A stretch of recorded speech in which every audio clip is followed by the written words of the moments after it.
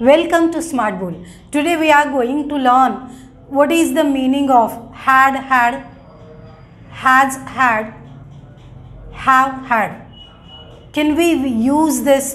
हे आपण उपयोग करू शकतो का? बरोबर आहे का? याचा अर्थ काय होतो? असे अनेक प्रश्न आपल्या मनात येतात. त्याचंच उत्तर आपण या व्हिडिओमध्ये बघणार आहोत, शिकणार आहोत. Clear? So has plus had, have plus had and had plus had. Is it correct or not? ह्या पहिल्या प्रश्नाचं उत्तर हो, हे सगळं बरोबर आहे. याचा अर्थ नक्की काय होतो आणि ते वापरायचं कसं हे आपण आता बघूया. हॅज हॅड हे सगळं कळण्यासाठी अगोदर सेंटेन्सचा पॅटर्न काय आहे ते आपण बघूया.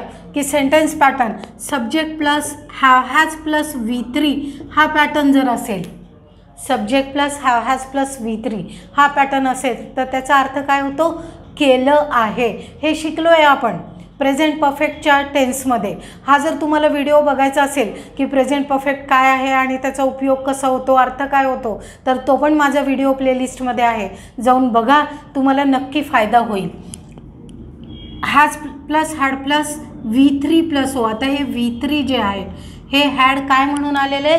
V3 म्हणून आलेलं आहे. क्लिअर? म्हणजे कसं बघा, subject plus have oblique has plus V3 plus O. याचा अर्थ काय शिकलो आहे आपण? केलं आहे. किंवा बोलीभाषेमध्ये आपण म्हणतो केलंय.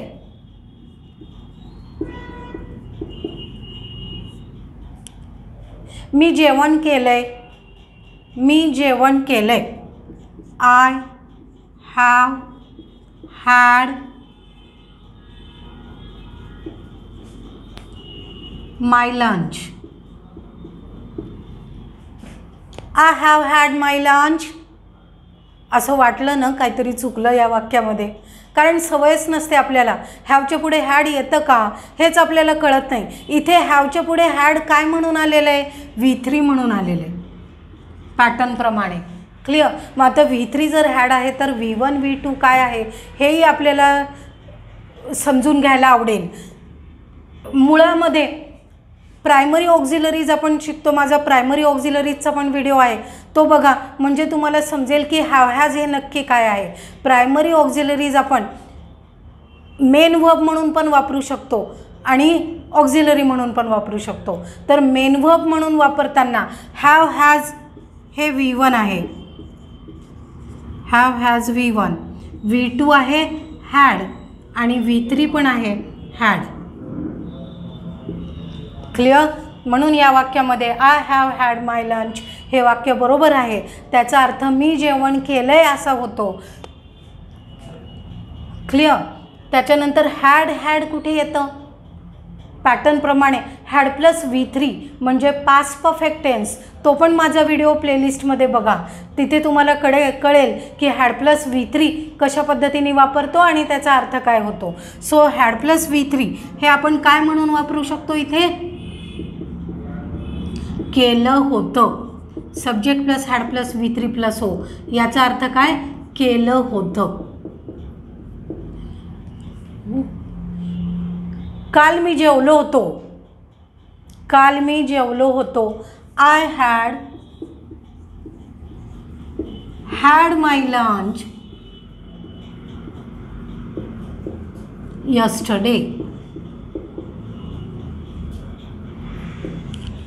Clear?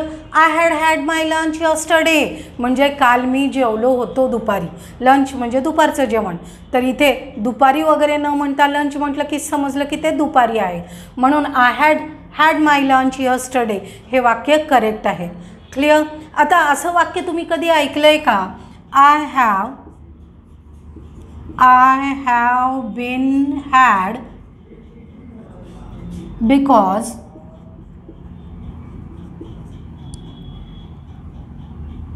mangoes I bought mangoes I bought all are bad. असं वाक्य तुम्ही कधी ऐकलंय का? हे वाक्य I have been had because mangoes I bought all are bad. काय अर्थ होतो बरं याचा? आणि हे इथे हॅड या अर्थाचा, हॅड या शब्दाचा अर्थ फसवणे असा होतो. मला फसवण्यात आलेलं आहे कारण मी जे मँगो खरेदी केले ते सगळे खराब आहेत. क्लिअर? अशा पद्धतीचं वाक्य हे आपण कधीच ऐकलेलं नसतं. ऐकलं की आपल्याला वाटतं चूक, पण हे एकदम बरोबर आहे. अशा पद्धतीचं वाक्य जर तुम्ही कधी ऐकलं वाचलं तर असं समजू नका की चुकलं ग्रॅमॅटिकली. जे खूपच ग्रामर फॉलो करतात ना, त्यांना काय वाटतं, नाही नाही नाही नाही हे असं असणं शक्यच नाही आहे असं वाटतं आपल्याला. But it is correct and it means इथं हॅडचा अर्थ होतो फसवण्यात आलेलं आहे. हॅव बीन वापरला आपण. आय हॅव बीन हॅड, मला फसवण्यात आलेलं आहे कारण मी जे मँगो खरेदी केले ते सगळे खराब आहेत असा याचा अर्थ होतो. क्लिअर? समजलं? तर असेच हॅड हा शब्द वापरून वाक्य बनवा. कमेंटमध्ये कळवा. लाईक सबस्क्राईब करायला विसरू नका. पुन्हा भेटूच.